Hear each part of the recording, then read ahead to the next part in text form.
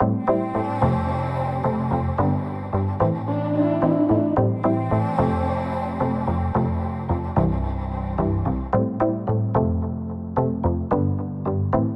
привет! Вы на канале, название которого начинается на букву S. S значит сука. Это нихера не буква S, это буква C, да и насрать. Это очередное видео по игре Perfect World. И сегодня мы поговорим про панду льва, а именно волка, тигра. Еще его называют оборотень Замор. Я расскажу про преимущества и недостатки этого сочного волосатого мужчины. Итак, поехали. Первое его преимущество — это, конечно же, огромное количество блок. Ладно, шучу. Самая лучшая выживаемость. У него самый высокий прирост к хитпоинтам и защите за единицу характеристик ловкости и силы. Вдобавок у него есть скилл облик тигра, в котором он повышает эти показатели еще больше. Сила зверя, которая повышает скорость регенерации хп. Завеса тьмы, в простонародье черепаха, завязав которого ему вообще становится плевать на весь входящий урон. Все это в куче делает его нереально живучим ублюдком. Второе его преимущество — это то, что он один из лучших сопартийцев, и помогает ему в этом первое преимущество и агрящие скиллы. Если какой-то лютый дамагер сагрит на себя босса, оборотень сможет агрящими скиллами отвлечь внимание босса на себя, тем самым спасать членов своей группы. И при этом не жертвуя собой,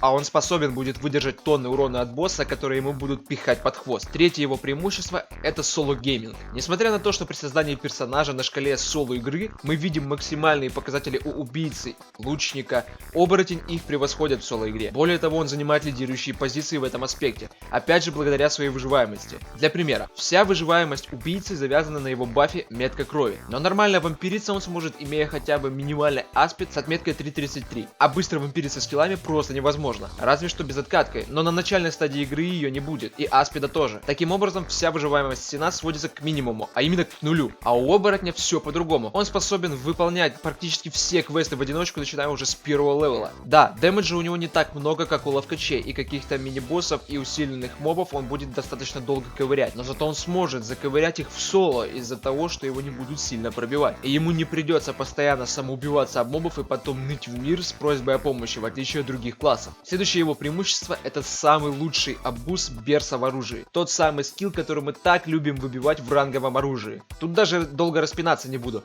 Простая математика. Берс наносит дополнительный урон в размере 5% от максимального хп персонажа. Берем, к примеру, стража. У него условно 20к хп. Значит, берсом он нанесет дополнительно 1000 урона. И берем танка с 50к хп. И он нанесет берсом 2500 урона. А при равном уровне прокачки и шмоте ни у кого не будет хп больше, чем у танка, если на нем играет не дебил. И последнее его преимущество — это высокая скорость передвижения. Это можно было бы не относить к преимуществу, но конкретно у оборотня я расцениваю это как преимущество. Возьмем, к примеру, другие классы. Воин, страж, убийца. У них есть ускоряющие скиллы, однако они длятся всего лишь несколько секунд. И по окончании нужно какое-то время ждать перезарядки скилла, чтобы вновь его применить. В то время как оборотень, применив облик тигра, бустит свой move speed навсегда. Он не спадет до тех пор, пока обор находится в облике. Да, он не настолько быстро ускоряется, как другие классы, но зато он ускоряется навсегда. С преимуществами все. Переходим к недостаткам. Первый — это хреновая меткость. Да, у других хэви классов она тоже не на высоте, но оборотня в этом плане обосрали по полной. Да даже сам факт, что у него есть баф кипящая кровь, который повышает его меткость, уже говорит сам за себя, что у этого чела с этим делом все туго. Мажет он очень часто, а если это будет PvP, а если еще и PvP с ловкачами, там вообще сущий ад. Из 5 ударов будет 3 промах, и это дерьмо будет продолжаться, пока у вас не появится айтемы на меткость, ну или камни. Второй его недостаток — это очень маленький монопул. Да и хер с ним, казалось бы, он хэви класс, нахуй ему много маны. Сейчас вы все поймете. У меня оборотень 101 уровня с монопулом в 1435. Его баф рев главы стаи